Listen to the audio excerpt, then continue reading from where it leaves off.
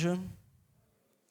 Cumprimento a todos com a graça e a paz do nosso Senhor Jesus, amém? Nós vamos meditar agora na palavra e teremos nossa última mensagem do tema que temos abordado ao longo desses últimos domingos, que é encontros com Jesus. Hoje está até com uma cor diferente ali nos slides, porque hoje é um encontro com uma pessoa especial. Não que os outros também não sejam encontros marcantes, transformadores e que falem muito aos nossos corações, mas esse em si é um encontro único, um encontro diferente de tantos outros que nós vemos registrado na palavra do Senhor. E para começarmos, eu gostaria de contar uma história bem breve aos irmãos para introduzirmos um pouco a respeito de quem nós veremos nesta noite que encontrará o Senhor Jesus. Ali naquela ponte nova de Paulínia, não sei quantos aqui passam aqui ali naquele lugar e com qual frequência, mas toda vez que eu passo por ali, sempre tem alguns bois, algumas vaquinhas, alguns bezerrinhos. E eu sou uma pessoa que eu não consigo, eu gosto bastante de animais no geral. Cresci com meu pai vendo Discovery Channel, Animal Planet, todos esses documentários eram os documentários que eu assistia quando era criança. E eu gosto bastante, em geral, dos animais que o nosso Deus criou. Eu passo ali toda vez e vejo e acho bonito. E lembro da criação do nosso Deus. E certa vez eu decidi, ao sair da academia, caminhar até lá para poder vê-los mais de perto, pois eu sabia que de noite eles ficam ali na cerca, dormindo, deitados. Então ali ficam os bezerrinhos, ficam as vacas, os bois. E eu decidi ir mais perto para poder vê-los. Então saí da academia e fui caminhando até ali, até a Ponte Nova, para me aproximar um pouco mais daqueles animais, e vê-los. Fiquei ali uns minutinhos, vendo eles, admirando eles, até que eu acho que eu cheguei um pouco perto demais de um bezerro. E uma vaca levantou. No mesmo instante que a vaca levantou, eu dei meia volta e fui embora.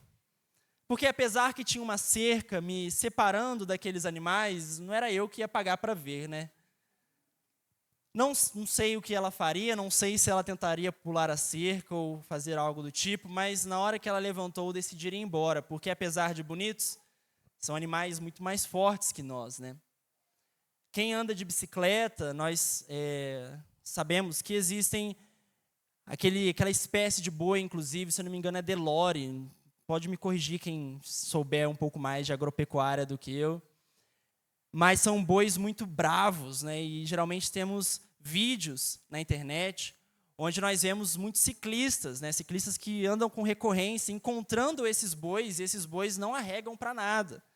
Eles vão atrás e eles tentam pegar de qualquer forma. Essa raça específica ela é um pouco mais brava. E por que eu estou começando contando essa história e por que eu estou falando a respeito disso? Porque nós vamos falar de alguém que encontrou Jesus, e este alguém em particular, Jesus o comparou com um boi. Jesus comparou esta pessoa com um touro que não queria ser amansado, um touro que não queria ser domado, um boi que estava resistindo, dando coices para todos os lados, e não queria ter este encontro com Cristo. Ele era tão rebelde, arredio e violento, que por onde ele passava, por onde esse touro andava, ele causava destruição e morte. Ele ia atrás dos cristãos, ele ia atrás de Cristo, ele ia atrás do cristianismo, aonde quer que fosse, até que Jesus Cristo amansou este animal selvagem. Por isso, o título da pregação, pode passar mais um? O título da pregação de hoje é Um Touro Domado. Quando Cristo se torna tudo para um homem. Para isso, nós vamos ler uma passagem que se encontra em Atos, capítulo 9, o verso de 1 até o verso de número 8.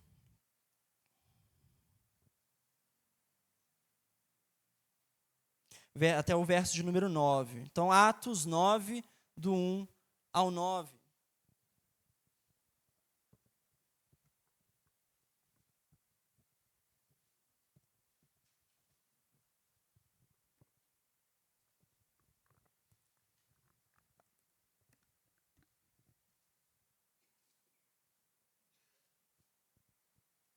Vamos ler? Atos 9, do 1 ao 9.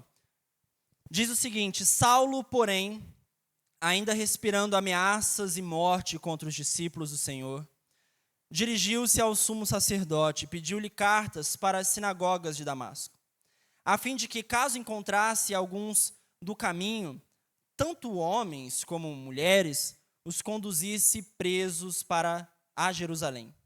Mas, seguindo ele viagem e aproximando-se de Damasco, de repente, uma luz resplandecente vinda do céu o cercou, e caindo por terra, ouviu uma voz que lhe dizia: Saulo, Saulo, por que me persegues? Ele perguntou: Quem és tu, Senhor? O Senhor respondeu: Eu sou Jesus, a quem persegues. Mas levanta-te e entra na cidade, lá te será dito o que precisas fazer. Os homens que vigiavam com ele, ouvindo a voz, caíram emudecidos, mas não viram ninguém.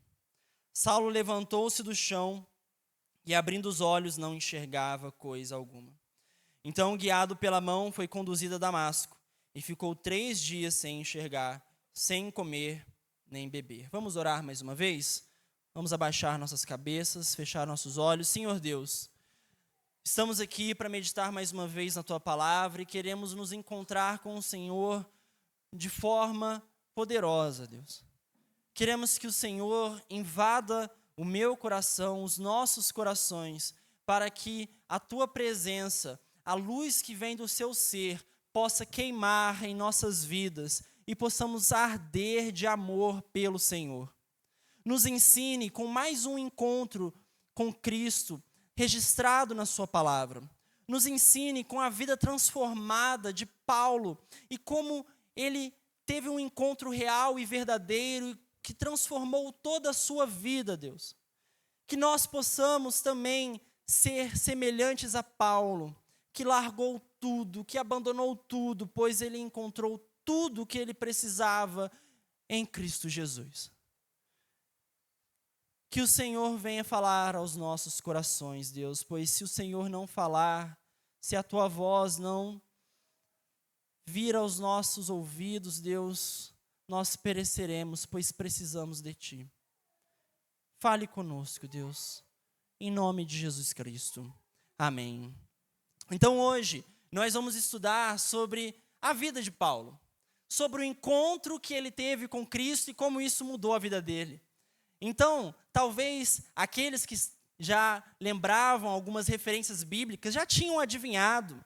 Afinal de contas, acredito que algumas crianças já tinham adivinhado, porque domingo passado, pelo que eu recordo, na sala do irmão João Batista, as crianças estudaram sobre esse encontro, sobre a transformação que Jesus causou em Paulo. E este encontro é muito marcante e interessante de nós focarmos e prestarmos atenção, porque ele era um homem que odiava Cristo Jesus. Mas, a partir do momento em que Paulo encontra Jesus, a partir do momento em que Paulo conhece verdadeiramente o Senhor, ele abandona tudo, ele larga tudo, a vida dele muda, mas não muda de uma forma simples, muda radicalmente. É uma transformação avassaladora, como poucas são. Ele passou de um homem que odiava Cristo, que valorizava tantas outras coisas, e passou a ser um homem que Cristo era tudo para ele, nada mais importava, senão o Senhor Jesus. E as coisas que ele valorizava, ele deixou de dar tanta importância como ele fazia antes. E a pergunta que fica para nós é: o que pode fazer um homem mudar tão drasticamente? O que fez a vida dele ser tão transformada? Por que o encontro com Cristo produz isso na vida das pessoas? Por que Paulo abandonou tudo? A pergunta pode se voltar para nós. O que faria você abandonar tudo que você ama, que você conhece, e trilhar uma nova vida totalmente diferente, em outra direção que você nunca foi antes? Quando nós colocamos nessa perspectiva, nós entendemos o quão radical a transformação dele foi, pois foi exatamente isso que aconteceu. Paulo teve um dos encontros mais marcantes com Cristo, e isso mudou tudo na vida dele. Cristo passou a ser tudo que ele buscava, tudo que ele tinha. A vida dele era Cristo. E hoje, nesta última pregação, nós vamos dissecar o texto de Atos capítulo 9. E não só esse texto, mas como várias outras passagens que Paulo escreveu depois de sua transformação, e entender o que aconteceu com este homem e o que isso tem a nos ensinar, e o que nós podemos tirar de aplicação para as nossas vidas. Para entendermos, como sempre, precisamos saber do contexto da passagem. Precisamos saber quem Paulo era, afinal de contas, não podemos cair de paraquedas no texto, simplesmente sem entender quem era essa pessoa e todo o contexto que ele vivia. Por mais que isso possa trazer algum benefício, nós perderemos muito em profundidade do texto se nós não entendermos o contexto daquilo que está sendo dito, escrito e contado a nós. Para isso, pode passar mais um. A pergunta que nós temos que nos fazer para entender o texto é: quem era Paulo? Quem era este homem? Quem era Saulo? Muitos acham que ele mudou de nome, mas na verdade nada mais é do que o mesmo nome pronunciado em duas línguas diferentes.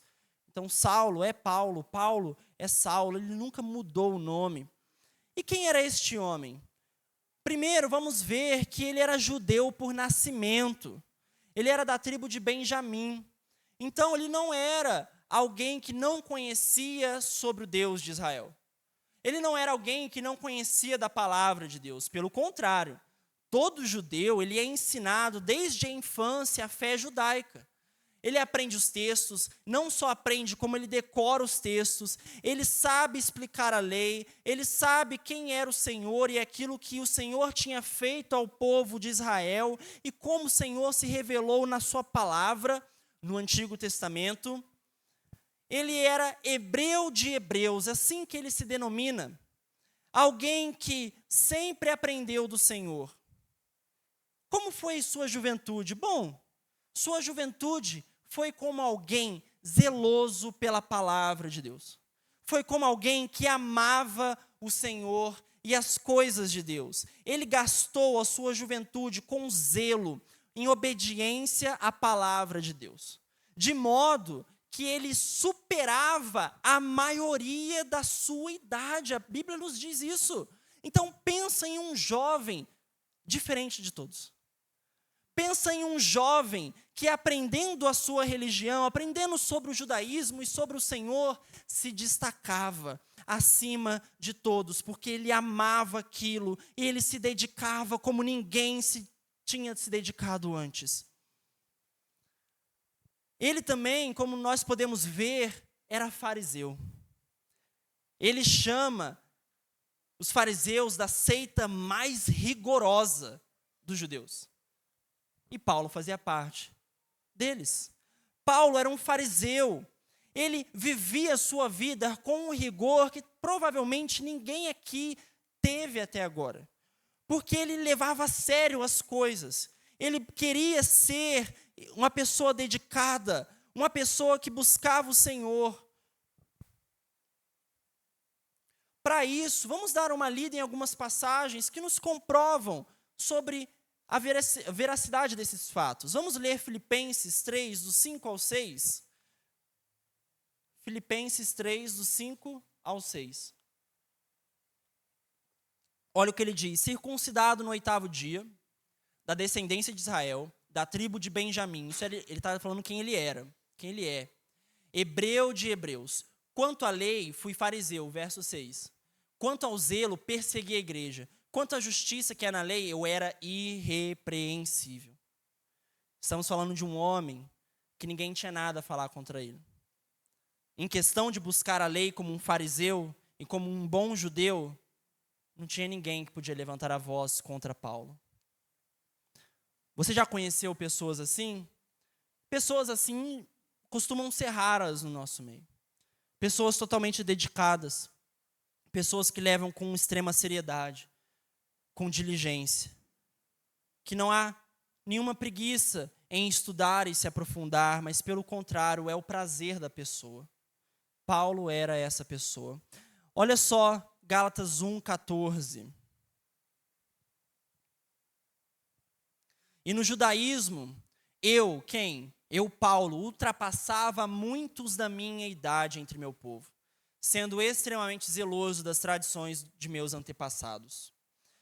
Para somar tudo isso, se quiser pode voltar lá para o slide, para somar tudo isso, ele teve um mestre que também não foi qualquer mestre. A Bíblia nos mostra que o mestre que ensinou Paulo a tudo aquilo que ele sabia e a ser o judeu zeloso e fariseu zeloso que ele era, é chamado de Gamaliel. Gamaliel é o maior e mais ilustre rabino daquela época. Homem culto, sábio e piedoso. E ele teve esse mestre não em qualquer lugar, mas em Jerusalém, aonde a lei estava, aonde os rabinos estavam, aonde os sacerdotes estavam, o templo estava ali, o sinédrio estava ali, ele estava no centro do judaísmo, aprendendo com o melhor mestre de todos, sendo um jovem diferenciado de todos. Este era Paulo. Um currículo impressionante, mas não para por aí. Se parasse aqui, já era algo de nos deixar de boca aberta. Mas Paulo, além de tudo isso, era um homem extremamente inteligente. Até Pedro, o apóstolo Pedro, reconhece a sabedoria que Paulo tinha. Olha lá, 2 Pedro 3, do 15 ao 16. Olha o que Pedro afirma a respeito de Paulo. Considerai como salvação a paciência de nosso Senhor. Assim como nosso amado irmão Paulo também vos escreveu segundo a sabedoria que lhe foi concedida. A exemplo do que faz em todas as suas cartas, falando acerca dessas coisas, nas quais há pontos difíceis de entender. Imagina você escrever algo, o apóstolo Pedro lê aquilo que você escreveu sobre o Senhor e seu reino, e ele fala: rapaz, você pode me explicar isso aqui que eu quero aprender com você? Esse era o apóstolo Paulo. E os ignorantes e inconstantes tentavam distorcer suas palavras. Ele não só era um religioso quase perfeito, mas ele também tinha muito conhecimento da cultura secular. O conhecimento de Paulo vai muito além do campo religioso. Quando ele está em Atenas, que agora já não é mais o centro do judaísmo, mas o centro de toda a filosofia da época, o lugar onde os filósofos discutiam e debatiam suas ideias, ele vai lá e prega o evangelho como ninguém, citando os próprios filósofos deles e mostrando como a verdade é Cristo. Muitos até riram nessa passagem, mas alguns se converteram, e alguns que faziam parte do meio desses filósofos. Paulo era extremamente inteligente. Não só dominava o Antigo Testamento, mas ele conhecia de filosofia da sua época. A prova também que ele conhecia da filosofia da sua época é que em Tito, capítulo 1, verso 12, ele cita Epimenides. Me perdoe minha pronúncia, Epimenides. Acho que é isso, Epimenides, que era um filósofo cretense do século 6 a.C. E Paulo citou ele. Por quê? Porque Paulo pesquisou no Google da sua época para descobrir e colocar na sua carta? Não, ele leu, ele estudou, ele sabia do que estava falando. Poliglota. Paulo provavelmente falava 3 ou 4 línguas. Grego, aramaico, hebraico e possivelmente latim. Afinal de contas, ele, além de tudo isso, era cidadão romano. Paulo é nascido em Tarso, numa região importante da Cilícia. Isso é uma cidade romana, então ele não é como outros que compraram a sua cidadania. Ele é cidadão romano por direito de nascimento. Um homem impressionante. Um homem que tinha um zelo que ninguém tem hoje em dia e nem naquela época também tinha. Mas o problema deste homem é que mesmo com toda essa sabedoria, com todas essas coisas impressionantes de nos dar inveja e de fazer com que a gente fique com as nossas bocas abertas, ele perseguia Cristo, pois ele odiava Jesus. Com todas as suas forças, com tudo que ele tinha no seu ser, ele odiava um homem, e este homem é Jesus Cristo. E quando nós nos aprofundamos naquilo que Paulo fazia, agora é de nos surpreender mais uma vez, mas não positivamente, negativamente. Porque Paulo era alguém que, como o próprio Cristo chama, que parecia um touro indomável. Quem estivesse na sua frente, ele iria pisotear, ele iria esmagar, ele iria atrás até que não sobrasse nada. E isso não é exagero. Ele perseguia os cristãos, e ao perseguir os cristãos, perseguia o Senhor dos cristãos, Jesus. Por isso que na passagem nós lemos: Paulo, por que tu me persegues? Por que você vem atrás de mim? Porque ao ir atrás do povo de Deus, ele vai atrás do Deus deste povo.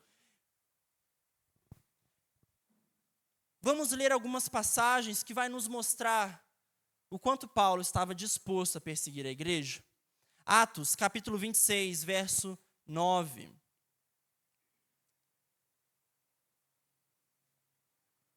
Eu pensava que devia praticar muitas coisas contra o nome de Jesus o Nazareno. Verso 10.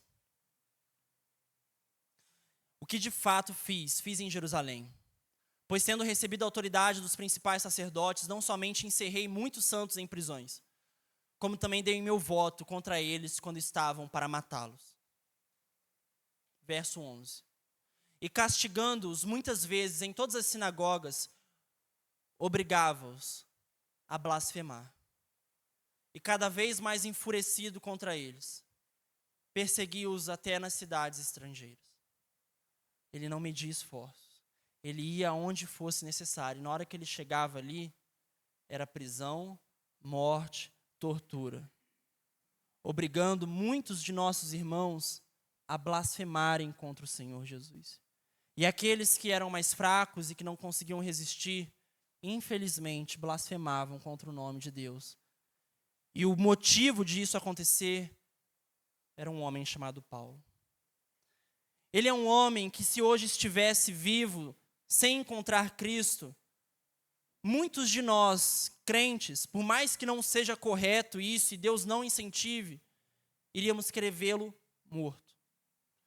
Não seria incomum você encontrar um cristão falando de Paulo se ele estivesse hoje no nosso meio, desejando ele muito longe, desejando que Deus o condenasse, desejando que Deus o matasse nesse exato instante, por tudo que ele faz contra a igreja do Senhor. Atos 22, verso 4. Persegui este caminho até a morte, algemando e mandando aprisionar tanto homens como mulheres. 1 Timóteo 1,13.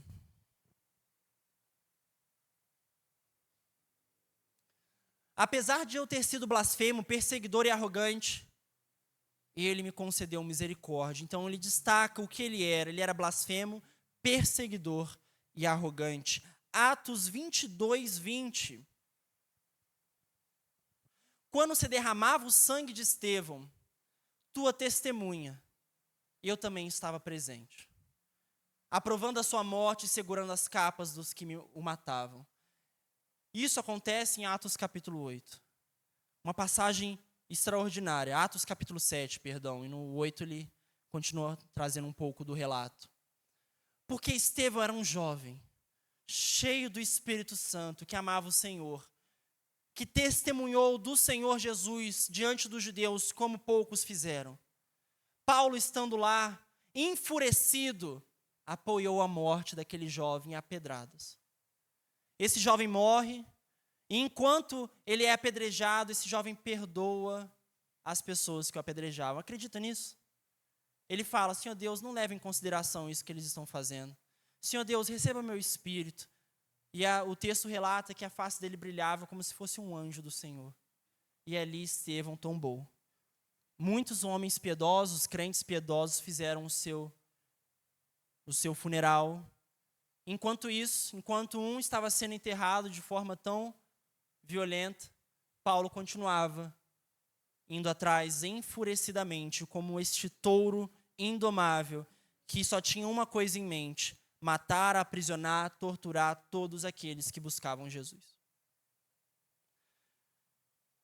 Por isso, irmãos, zelo é bom, zelo é maravilhoso, mas zelo sem entendimento é diabólico.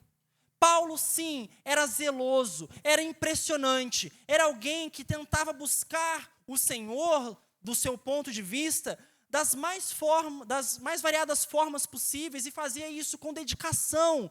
Mas ele não conhecia Jesus, ele não sabia que Deus veio à terra e que aquele homem que ele perseguia é o mesmo Deus de Israel que ele tanto falava amar e adorar. Por isso, se há uma aplicação com toda essa vida de Paulo, é que zelo sem entendimento é diabólico. Nos leva a fazer atrocidades, nos leva a fazer coisas em nome de Deus que Deus nunca quis que nós fizéssemos. Tudo porque nos falta entendimento e conhecimento. Mas acontece algo que muda tudo. Paulo encontra Cristo, ou melhor dizendo, Cristo encontra Paulo. O encontro de Cristo com Paulo foi o evento mais importante de toda a história do cristianismo, e provavelmente toda a história do cristianismo depois do Pentecostes. E provavelmente nenhum fato foi mais marcante do que este encontro de Paulo com o Senhor Jesus. E é nele que nós vamos meditar. E outra coisa que nós tiramos disso tudo é que Deus, mesmo sabendo como Paulo era, ele é gracioso, assim como ele é com as nossas vidas. Vamos lá para Atos 9, vamos dar uma lida no texto, entender um pouco melhor, e vamos entender a sua conversão. Pode passar mais um. Vemos aqui no verso 1, Saulo, ou Paulo, porém, ainda respirando ameaças e morte contra os discípulos do Senhor, dirigiu-se ao sumo sacerdote. Aqui ele usa essa expressão, respirando ameaças. Mesma expressão para feras selvagens que queriam destruir as suas presas. É assim que a Bíblia descreve Paulo, respirando ameaças. Verso 2, e pediu-lhe cartas para as sinagogas de Damasco, a fim de que, caso encontrasse alguns do caminho, tanto homens como mulheres, os conduzisse presos a Jerusalém. Então ele pede cartas, provavelmente cartas que apresentariam quem ele era, ou dariam autoridade para ele levar as pessoas presas, né? E ele sai de Jerusalém até Damasco, só 217 quilômetros de distância, mas sem carro, sem metrô, sem avião, sem nada. Muitos dizem que ele foi a cavalo, mas o texto não cita nada sobre cavalo.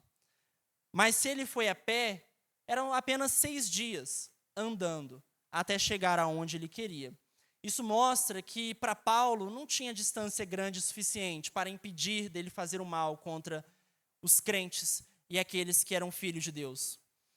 Provavelmente o cristianismo ele chega até Damasco por causa dos convertidos no Pentecostes, que eram de várias regiões e depois eles se espalharam, ou por causa de algo que Paulo ajudou a acontecer.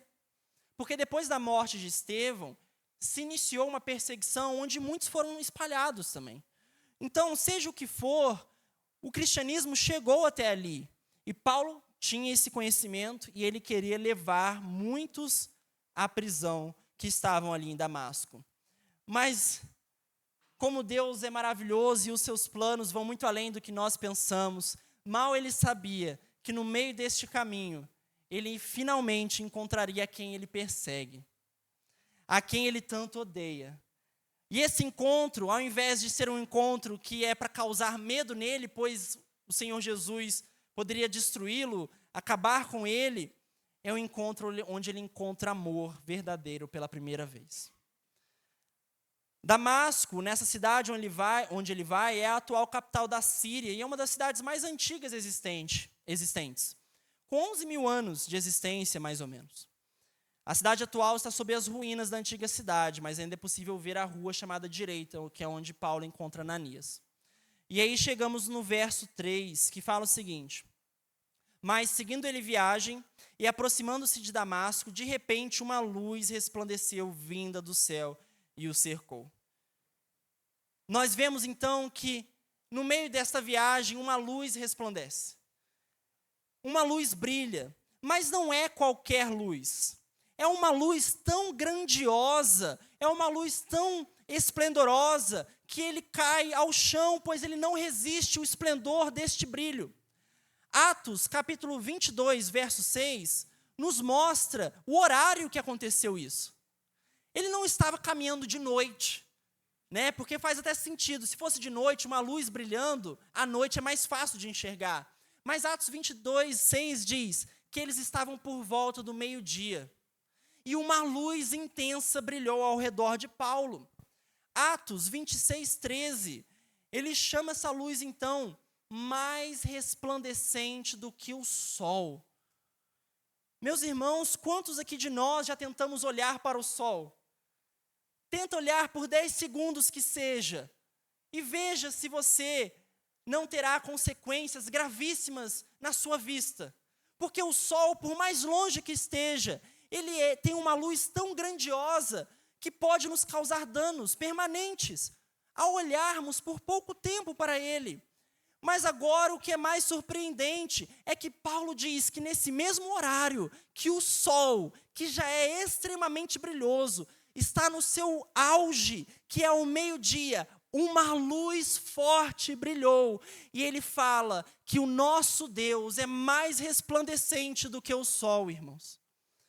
O nosso Deus, o Senhor Jesus, tem um brilho que se você e eu juntássemos todas as estrelas do universo, não daria 1% do brilho que vem do nosso Deus, amém? E é este Deus que ele encontra, é essa luz resplandecente, mais forte que o sol, que encontra Paulo. E não tinha como, não tinha outra reação para ter diante da glória de Jesus, senão se jogar caído, quase desfalecido, por causa de uma luz tão tremenda, que homem nenhum pode suportar. Este é o nosso Deus, este é Jesus Cristo, glorioso, belo, tremendo, forte. E é este Deus que vai ao encontro deste homem enfurecido. Este touro que antes estava tão bravo, este touro que antes estava tão resoluto em acabar com a vida de muitos, se vê jogado ao chão. E no verso 4 ele fala: e caindo por terra, ouviu uma voz que lhe dizia: Saulo, Saulo, por que me persegues? Jesus questiona Paulo. Aqui outra passagem nos diz, pois a conversão de Paulo é relatada 3 vezes no livro de Atos, e em outra passagem Paulo nos diz que ele pergunta: por que você tenta recalcitrar contra os aguilhões? E é por isso que Jesus compara ele a um boi, porque o aguilhão era um instrumento que amansava o boi, quando ele ficava um pouco mais arredio, e não queria levar a carroça ou puxar a carroça, era uma espécie de lança que usavam. E Jesus vem com este aguilhão, amansando este touro. Verso 5, ele perguntou: quem és tu, Senhor? O Senhor respondeu: eu sou Jesus a quem persegues. Mas levanta-te e entra na cidade, lá te será dito o que precisa fazer. Verso 7, os homens que viajavam com ele, ouvindo a voz, caíram emudecidos, mas não viram ninguém. Saulo levantou-se do chão e, abrindo os olhos, não enxergava coisa alguma. Como poder enxergar depois disso? Depois de ver uma luz maior e mais bela que o sol, como não ficar cego depois de um encontro de tamanho magnitude. Então, guiado pela mão, foi conduzido a Damasco. E ele ficou 3 dias sem comer, sem enxergar e nem beber. O touro foi derrotado e levado ao chão. E nós pensamos agora neste homem, 3 dias, deitado, sem comer nada, sem tomar uma gota de líquido sequer, e pela primeira vez na vida, ele estava tendo a experiência de não enxergar nada. O texto não fala o que ele pensou, mas fica um pouco na nossa mente. O que será que um homem como este, depois de viver tamanho momento, pensava nesses 3 dias, deitado? O que será que passava na mente de Paulo? Eu acho que ele finalmente se tocou que aquele que ele perseguia era o Deus que ele falava que ele tanto amava. Eu acho que ele finalmente se tocou nesse tempo que tudo que ele fez e tudo que ele se esforçava estava errado, porque faltava Cristo na sua vida. E eu creio, irmãos, que o golpe final do aguilhão não foi ali em Atos 9. Eu creio que no meio das perseguições que ele fazia, enquanto ele via homens, jovens como Estevão morrendo, adorando o Senhor e perdoando quem era apedrejado, o aguilhão cutucava. O aguilhão machucava. O aguilhão o feria. E assim esse touro, acredito eu, foi amansado aos poucos, até que o golpe fatal e final foi em Atos 9. O interessante é que ele, enfurecido, matava todos. Jesus Cristo o doma com amor, graça e misericórdia. É um aguilhão que fere, mas é uma ferida de amor. É um aguilhão que machuca, mas é um machucado que cura a alma dele. Em seguida, ele é batizado, ele prega em Damasco, fica 3 anos na Arábia estudando com o Senhor Jesus, volta para Damasco, foge num cesto, pois tentam matá-lo, vai para Jerusalém, fica 15 dias em Jerusalém, encontra Pedro e Tiago. E pensa nesse encontro, né? Você vai encontrar Paulo, aquele que matou e perseguiu a igreja, como poucos fizeram. Mas depois de um tempo, e com a ajuda ali de Barnabé, ele é introduzido aos apóstolos. Então, uma perseguição começa mais uma vez, e eles se veem na posição de ter que mandar Paulo para longe outra vez. Porque, Paulo, você veio aqui, eu entendi, você teve um encontro maravilhoso com Cristo, você já ficou 3 anos estudando, você também é um apóstolo assim como a gente, mas você agora aqui está atrapalhando. Porque eles estão querendo te matar. Volta para Tarso. Ele voltou para Tarso, a sua cidade natal. E a Bíblia fala que a igreja ficou em paz. Que golpe duro, né, no orgulho de Paulo. Não sabemos quanto tempo ele ficou em Tarso, mas sabemos que ele só saiu de lá porque Barnabé, aquele que era natural de Chipre, também chamado de José das Consolações, foi lá e falou: eu preciso de Paulo. Foi lá em Tarso, buscou ele, ficou 1 ano servindo na Antioquia, e aí começa as viagens. E quando começa as viagens, não é Paulo e Barnabé, tá? É Barnabé e Paulo. Paulo é liderado, para depois virar o Paulo que a gente conhece. Então veja, a gente tem a impressão que ele se converteu num dia, né, se converte na segunda, terça ele já está pregando poderosamente, quarta ele já é o incrível Paulo. Pelo contrário, ele precisava ainda sofrer muitos golpes no seu orgulho e precisou ainda depois com um espinho na carne. Aplicações rápidas. Paulo não se converteu, ele foi convertido. Paulo não encontra Cristo, ele foi encontrado por Cristo. Mais uma vez, temos aqui a soberania de Deus na conversão. Deus converte quem Ele deseja. Deus é gracioso com aquele que Ele quer, porque ninguém merece nada do Senhor. Ele encontra as pessoas que Ele deseja com graça e amor e transforma as suas vidas. E Ele escolheu Paulo, assim como Ele escolheu muitos de nós. Não porque Paulo é especial, não porque você é especial, porque eu sou especial, mas é por graça. Essa é a salvação do Senhor, pertence a Ele. E é por graça do começo ao fim. Outra aplicação rápida. Vida com Deus, irmãos, precede o trabalho para Deus. Muitos se convertem e querem o quê? Vou trabalhar, vou fazer isso, vou fazer aquilo. Paulo, que é Paulo, se converteu e teve que ficar 3 anos na Arábia estudando, teve que encontrar os apóstolos, ser humilhado, mandado para Tarso, esquecido lá e ficado em anonimato, até que Barnabé busca ele, para aí sim ele ser liderado por Barnabé, para depois ele virar o Paulo que a gente conhece, e a gente que se converteu faz 2 semanas, queremos trabalhar como se fôssemos o próximo profeta do século? Portanto, vida com Deus precede o trabalho para Deus. Se nós queremos servir o Senhor, precisamos buscá-lo, precisamos conhecê-lo. Não adianta trabalhar para o Senhor se nós não o conhecermos ainda profundamente. Outra aplicação, Deus transforma o pior dos pecadores, meus irmãos. Provavelmente ninguém queria ver Paulo convertido. Todos queriam ver ele longe. Mas Deus falou, não, eu quero você para mim. E se Paulo foi convertido, nós, independente de quanto nós já pecamos, de quão triste seja o nosso passado, Deus também pode transformar e deseja transformar. Amém?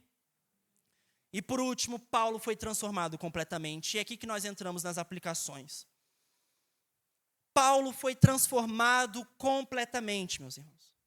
Um homem que era perseguidor, passou a ser perseguido. Um homem que calava a boca de muitos cristãos, agora ninguém mais prende a boca deste homem para testemunhar sobre Jesus. Porque aquele homem que odiava Cristo, agora ama Jesus mais que tudo. E é aqui que nós vamos ver uma das transformações mais radicais causadas por um encontro com Jesus. Depois de convertido, Paulo se transforma num pregador do evangelho. Em vez de perseguir os cristãos, ele está promovendo a fé. Em vez de tapar a boca dos cristãos, ele abre a boca para testemunhar do nome de Jesus. E aqui nós vemos essa mudança, ao ponto de Paulo dizer em Filipenses 1:21, que a vida dele era Cristo e a morte, lucro. Porque quando ele morresse, ele iria encontrar o Senhor. Que mudança radical, que mudança transformadora. Como que um homem que antes era um touro indomável, agora é um servo rendido a esse Senhor.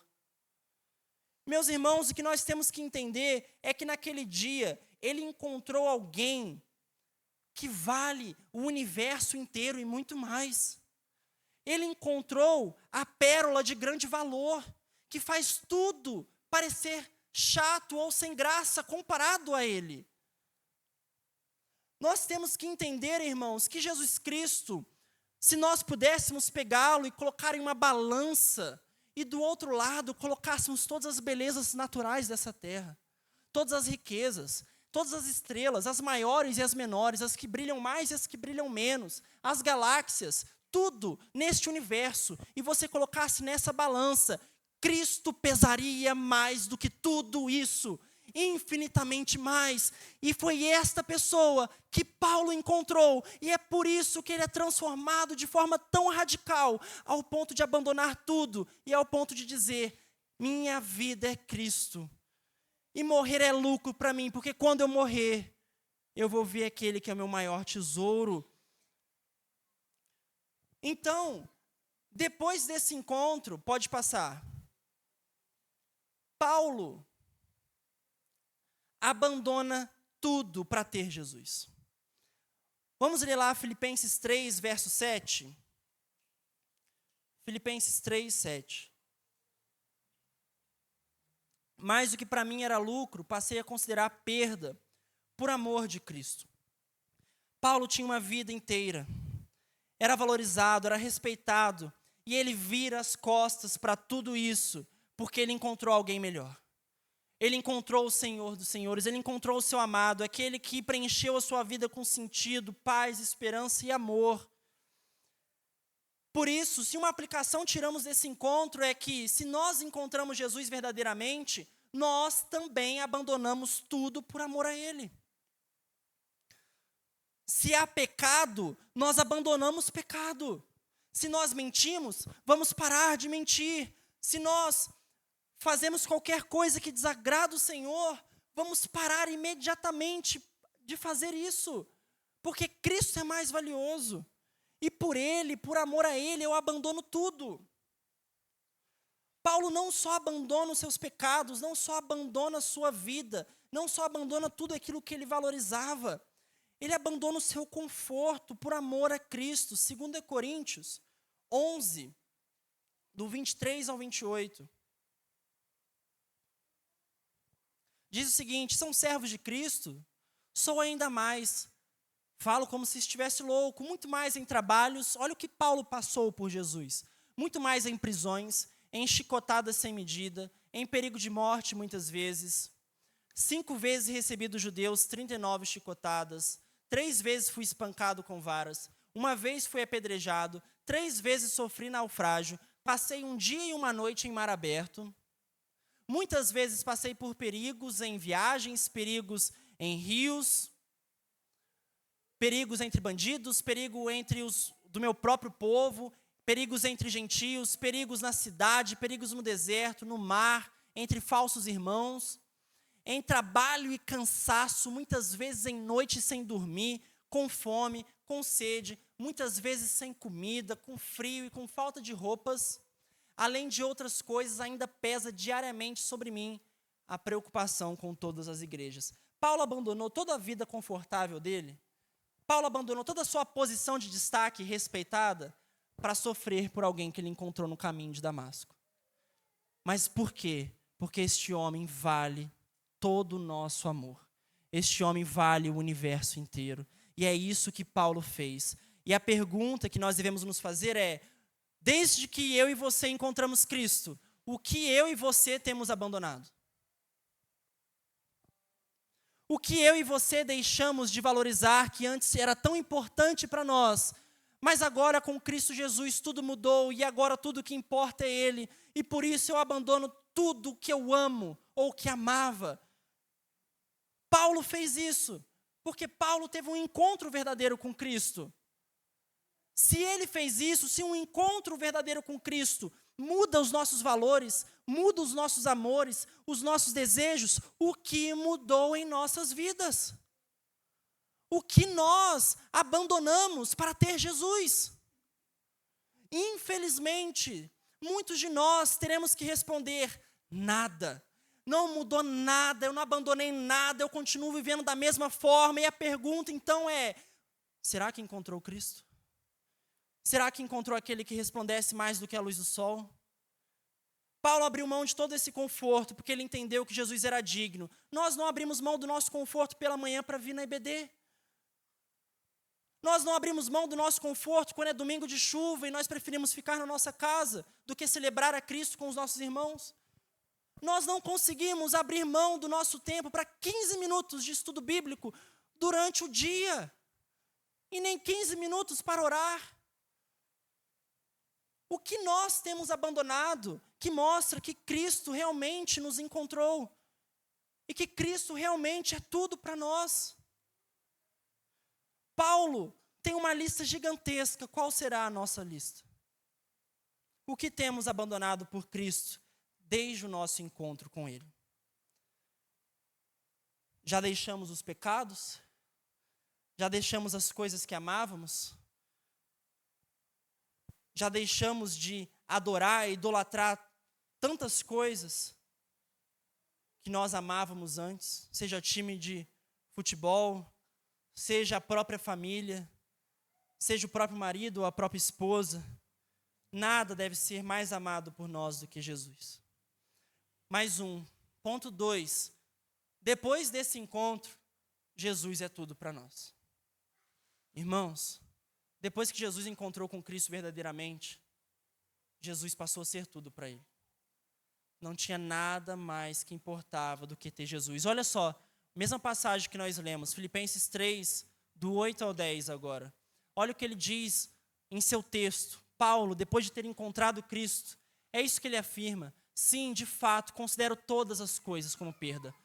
Fariseu, não ligo mais para isso. Posição de destaque, respeitada entre os judeus, isso para mim não é nada.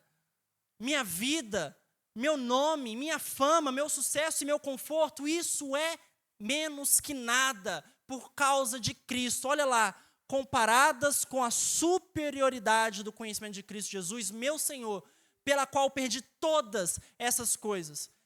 Ele não pensou duas vezes. No dia que ele encontrou aquele homem naquele caminho, ele abandonou tudo. E ele considera como esterco para que ele possa ganhar Cristo Jesus.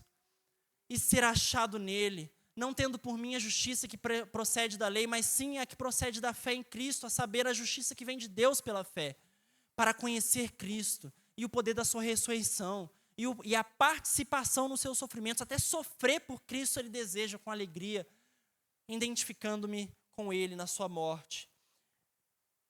Depois que nós encontramos Cristo, é isso que nós afirmamos sobre ele? É isso que é visível em nossas vidas? Nós abandonamos tudo, nós deixamos tudo que era de valor para nós? Tudo aquilo que você gastava horas e horas fazendo, que não agregava nada em sua vida, você abandonou para gastar horas e horas na presença do Senhor? Será que nós fazemos isso? Não há nada, nem ninguém, irmãos, que deva superar Cristo em nossas vidas. Ele é o nosso maior amor, Ele é por quem vivemos, Ele é por quem respiramos. Nada no mundo é tão sublime no coração do crente quanto Cristo, ou pelo menos era assim que deveria ser. Inflamado por este mesmo amor, por essa mesma paixão, o salmista, no Salmo 16, verso 2, diz: eu digo, tu és o meu Senhor, eu não tenho outro bem além de ti. No verso 11 ele fala, na tua direita há alegria perpetuamente, na tua presença delícias e alegrias e felicidade. Ele diz, na presença do meu Deus há a verdadeira alegria. Mas nós crentes falamos, na presença de tantas outras coisas há alegria, menos na do Senhor Jesus. E aí nós nos perguntamos, Jesus é tudo para nós? Aconteceu na nossa vida o mesmo que aconteceu na vida de Paulo? Há delícias e alegria perpetuamente em jogos, em lazer, em diversão, em festas, em comida, em viagens, em tudo, menos em Jesus. Se Cristo fosse tudo para nós, assim como virou para Paulo, falaríamos como salmista em outro verso, no Salmo 73, verso 25, onde ele pergunta, quem mais tenho eu no céu? A quem mais tenho eu no céu? Não há outro, só o meu Deus. A quem mais eu desejo nessa terra? Ninguém, a não ser o meu Deus. O crente é aquele, irmãos, que já experimentou de tudo, livros, músicas, fez todas as viagens possíveis, teve todas as conversas possíveis, conheceu as pessoas mais ilustres ou as pessoas mais comuns e ordinárias, fez de tudo, teve todos os prazeres que esse mundo pode oferecer, mas no fim de tudo, só há um nome que é mais doce que todas essas coisas: Jesus Cristo. É assim que o cristão deveria ser. Eu experimentei de tudo nessa vida. Como que fala, irmãos, quando nós colocamos o barco e amarramos ele? Tem uma palavra para isso, não tem? Atracar. Nós atracamos o nosso barquinho em várias ilhas, com vários tipos de alegrias e prazeres. E nós fomos de ilha em ilha, experimentando tudo que tem de bom nesse mundo. Mas para o crente, só há uma ilha onde ele quer atracar o seu barco e ficar lá para sempre. Que é a ilha onde podemos ter a presença de Jesus Cristo. Pergunta, como podemos então mostrar que Cristo é tudo para nós em nossa vida? Cristo é tudo para mim, eu entendi. Então agora a pergunta, não é só para vocês, é para mim, é para todos nós. Prove. Como? Como eu e você provamos que Jesus Cristo brilha mais que o sol em nossas vidas? Como eu e você provamos que o encontro dele nos marcou tanto que tudo é Cristo e a morte é lucro?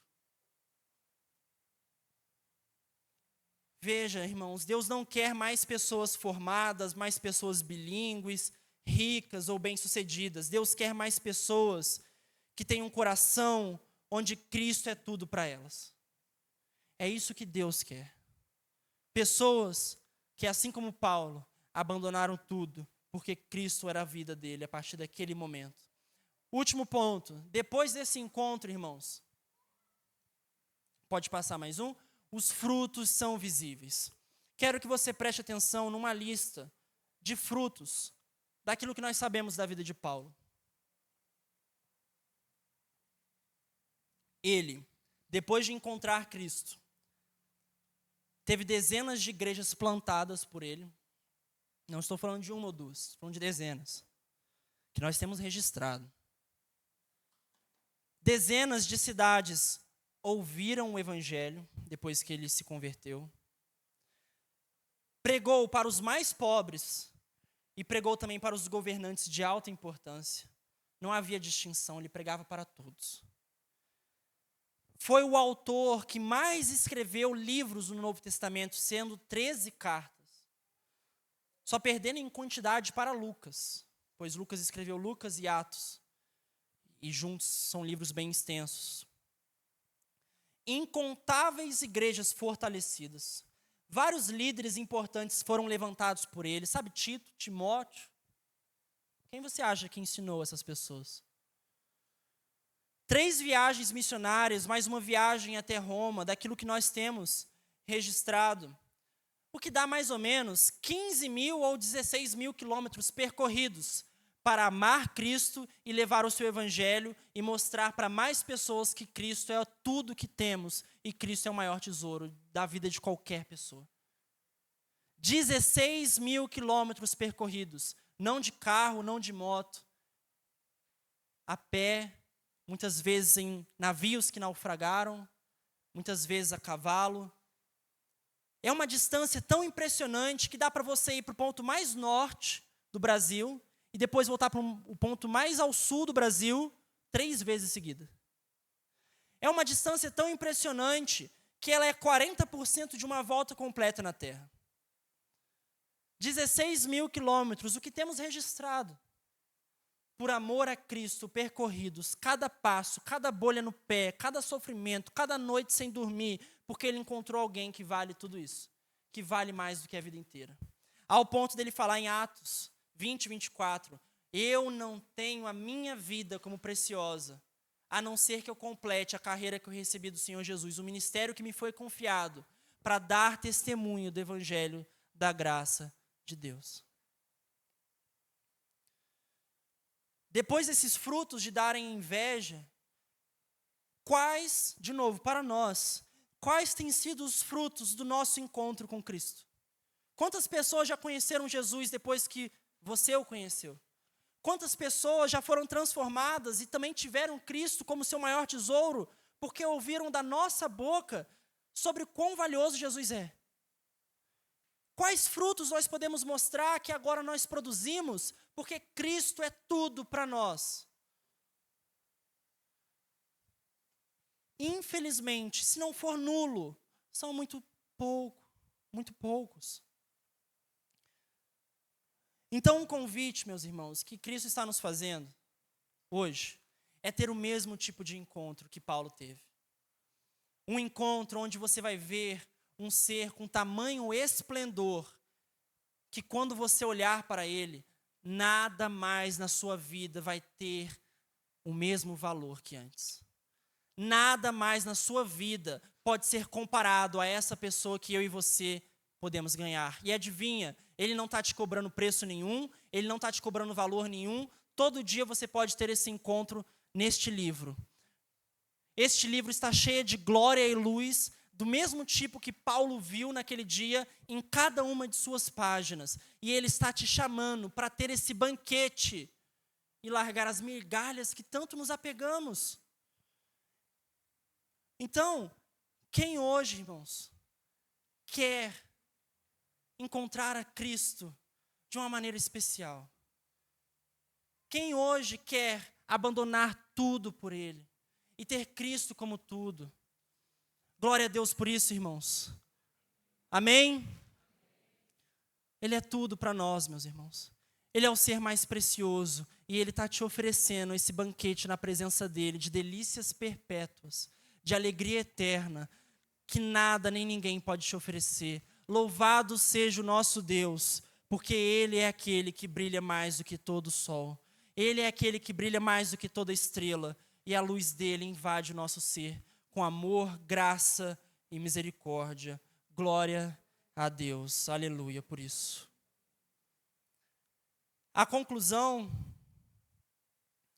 então, é o seguinte: depois de 4 encontros que nós vimos Cristo tendo, a pergunta final e última não é quando você entrou na igreja pela primeira vez, quando você falou que crê em Cristo pela primeira vez, ou quando você se afiliou a alguma religião ou algo do tipo, ou mudou alguma ideia na sua cabeça. A pergunta é a seguinte, pode passar mais um: quando Jesus se tornou tudo para você? Eu encontrei Cristo, eu encontrei Ele. Então a pergunta é essa: quando? Não você pisou numa igreja, não você proclamou da boca para fora, mas quando Ele se tornou tudo para nós? Quando isso aconteceu? Quando nós abandonamos tudo para ter Ele, para ganhar Ele, para sofrer por Ele, para amá-lo e para produzir frutos para que mais pessoas o conheçam? Paulo era esse touro indomável, mas que não conseguiu resistir ao poder do nosso Deus. Talvez hoje você tenha dificuldade em ter Cristo como tudo para você. Mas se hoje nós pedirmos a Ele, Ele fará. Se nós tivermos essa sinceridade no coração e falar: Senhor Deus, eu quero que o Senhor seja tudo para mim, Ele também domará os nossos corações. Ele também ferirá com o seu aguilhão de amor e graça, transformando nossas vidas. Que Cristo possa ser tudo para todos nós. Amém? Vamos orar? Convido a todos a fecharem seus olhos, a baixarem suas cabeças. Senhor Deus, nós te louvamos porque o Senhor é o ser mais precioso neste mundo, neste universo. E nós queremos te adorar. Nós queremos ter o Senhor como aquilo que é o nosso maior tesouro, mais do que os nossos pais, do que nossas mães, mais do que nossos filhos e filhas, mais do que nós mesmos. Não queremos ter a nossa vida preciosa para nós, pois a nossa vida é Cristo. E nós queremos fazer de tudo possível para que este nome seja conhecido, assim como o Senhor se fez conhecido em nossas vidas. Deus, mude nossos corações, mude o meu coração. Faça com que nós abandonemos nossos pecados, aquilo que nós valorizávamos, os nossos ídolos, para recebermos o Senhor como o nosso maior tesouro. E que a partir desse momento, vidas sejam transformadas. E onde quer que nós formos, possam ver frutos da graça e esse resquício, Deus, deste encontro glorioso que temos com o Senhor. É isso que nós oramos, em nome de Jesus Cristo, pedindo perdão dos nossos pecados, pelos meus pecados, em nome de Jesus. Amém e amém.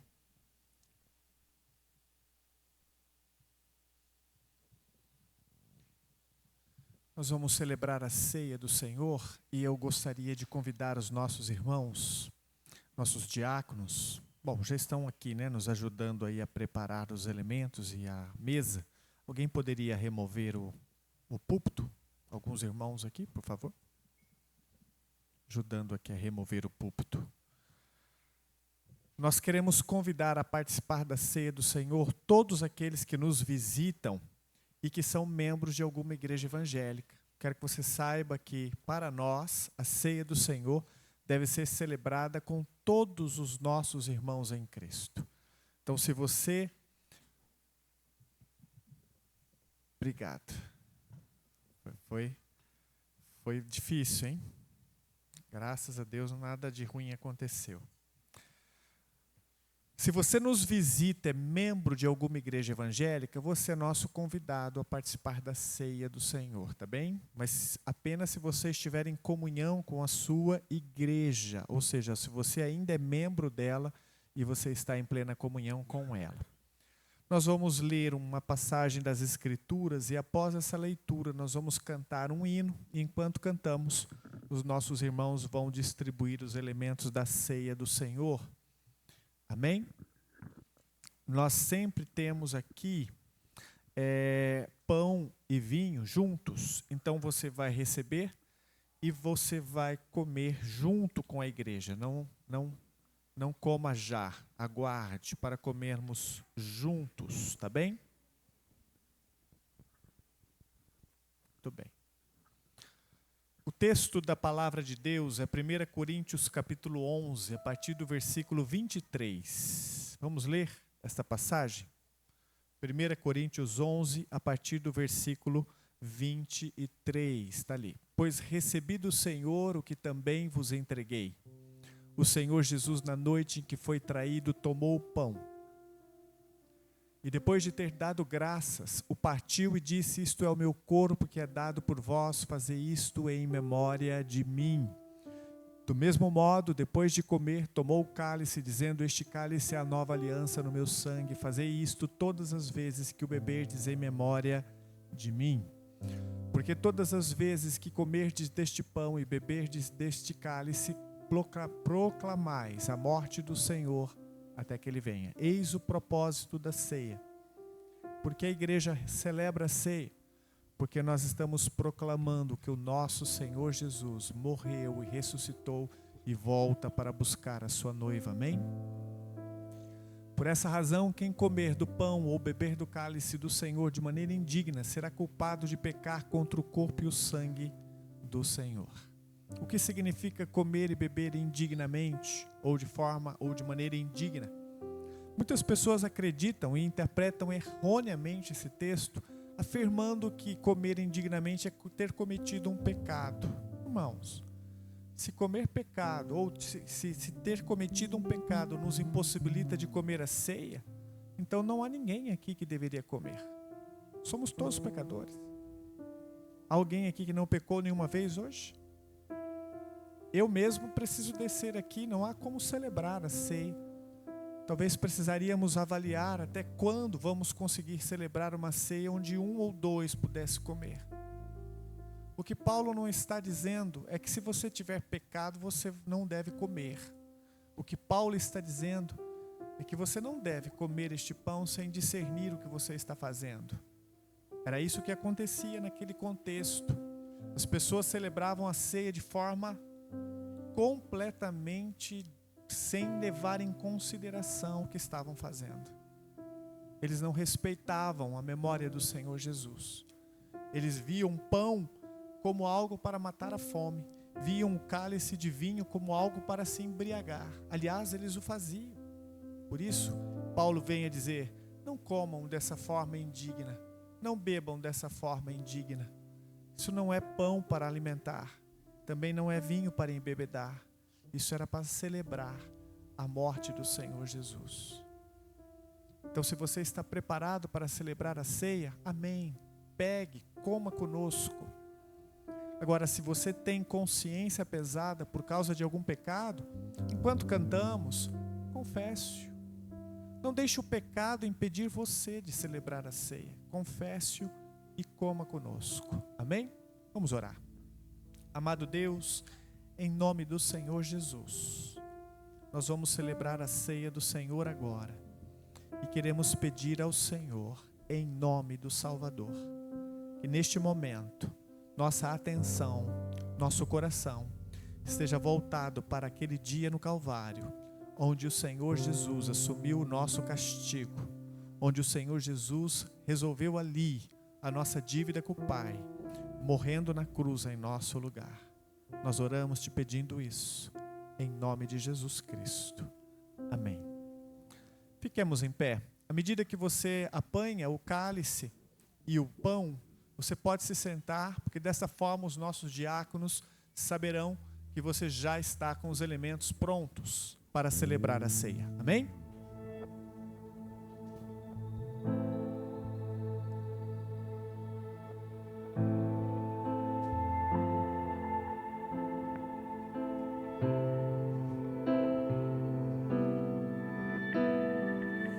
Este é o meu corpo, partido por vós. Venham a mim, lembrem de mim. Este é o meu sangue, vertido na cruz. Quando beberem, se lembrem de mim.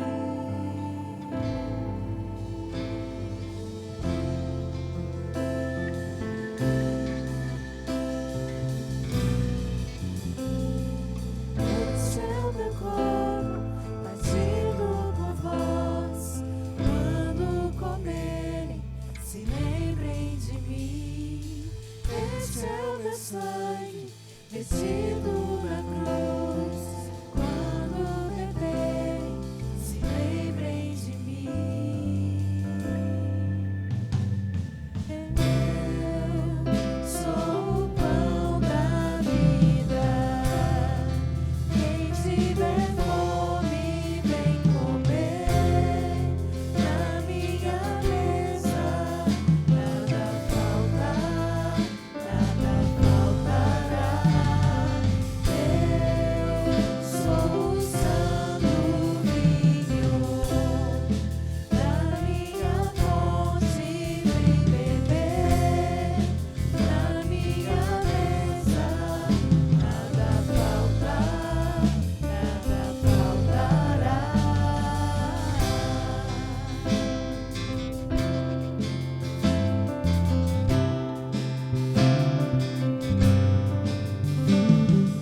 Este é o meu corpo, partido por vós. Quando comerem, se lembrem de mim. Este é o meu sangue, vestido na cruz. Quando beberem, se lembrem de mim. Eu sou o pão da vida. Quem tiver fome, vem comer. Na minha mesa nada faltará. Eu sou o santo vinho. Da minha fonte vem beber. Na minha mesa nada faltará. Maior tesouro.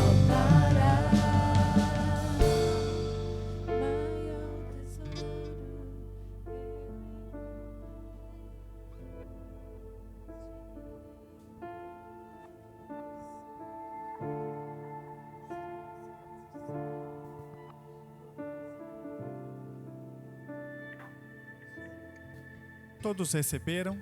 Estamos prontos? Nós vamos orar com o nosso irmão Renato, agradecendo ao Senhor por esse momento, e após esta oração nós vamos então celebrarmos a ceia. Oremos, meus irmãos. Graças te damos, Senhor, por este momento tão maravilhoso, onde nós vamos celebrar a tua ceia, Pai. Ó Deus, tira de nós tudo aquilo que não te pertence, Senhor, tudo aquilo que atrapalha a nossa vida de comunhão com o Senhor, ó Pai. Que possamos, ó Deus, amar o nosso próximo a cada dia, cada vez mais. Amar, trabalhar para o Senhor, amar, Senhor, estar em todos os momentos trabalhando e vivendo para o Senhor. Deus querido, muito obrigado por este domingo na tua santa presença. Em nome de Jesus. Amém, Senhor.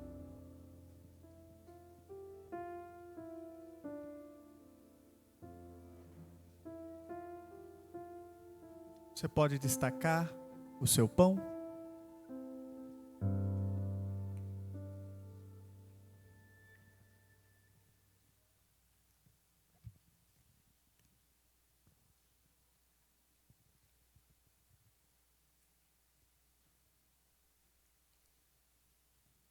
No Evangelho de Mateus, capítulo 26, a partir do verso 26, o Senhor Jesus diz: enquanto comiam, tomou Jesus um pão e, abençoando-o, partiu e deu aos discípulos, dizendo: tomai e comei, isto é o meu corpo. Você pode erguer o seu pão, vamos dar graças.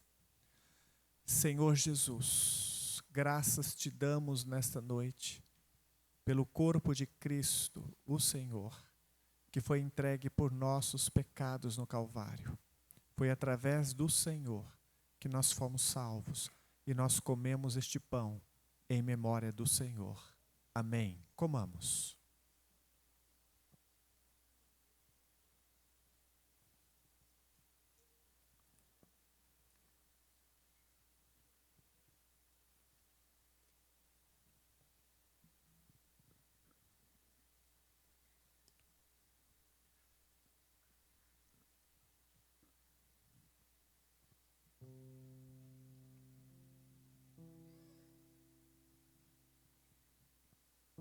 no versículo 27,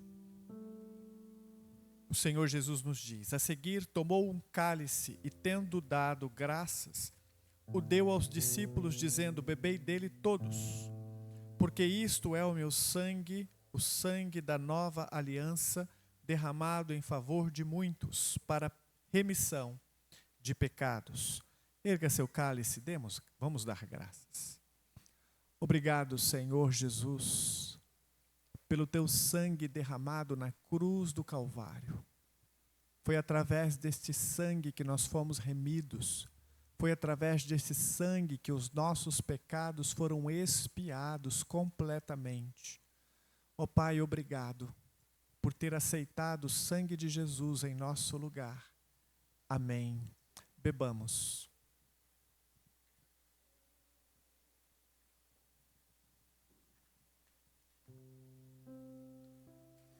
Você pode ficar em pé?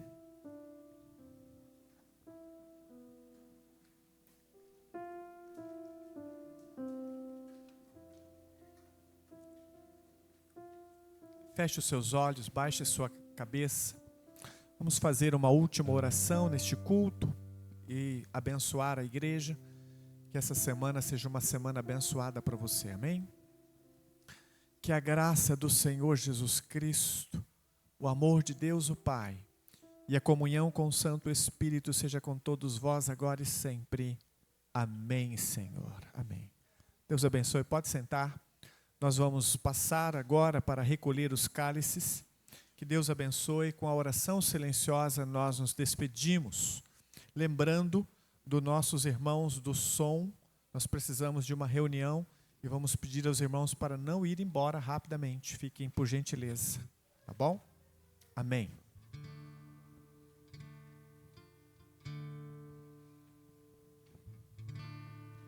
Maior tesouro